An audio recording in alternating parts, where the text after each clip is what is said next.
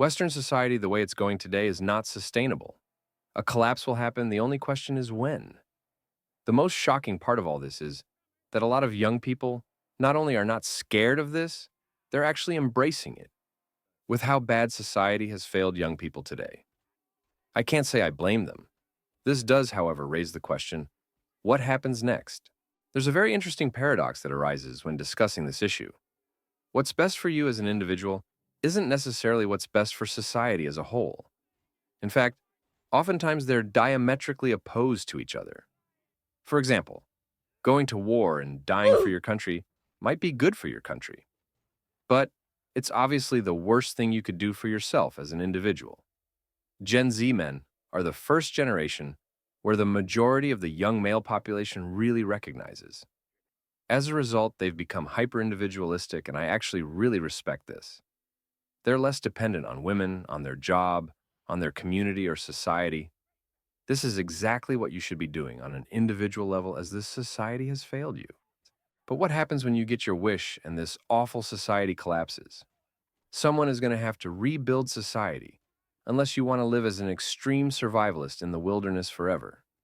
Will you have the motivation and the incentive to be one of those that builds a better society for future generations? This is really tricky, because it absolutely will not benefit you on an individual level.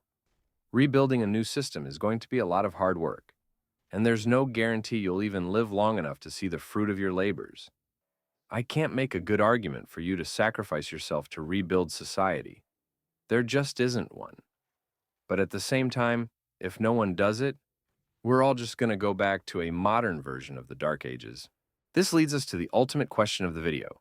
Should young men rebuild society after it collapses? If you are a young man watching this, would you want to rebuild society after it collapses? Would you have any motivation to after the society screwed you over your whole life? I can't blame you at all if you answered no to all of these questions. But then what happens in the aftermath of the societal collapse? As much as we dislike our current society, I wonder if the motivations and incentives themselves would change in the event of a societal collapse. A societal collapse also represents an opportunity to build a new society and a new system better than the old one. For those of you who aren't too jaded and fatigued, this could provide a purpose and a mission, the likes of which you've never had before. You will have the opportunity for the ultimate revenge mission. Rebuilding a better society will be the ultimate fuck you to older generations who thought they knew best and told you all of your ideas wouldn't work.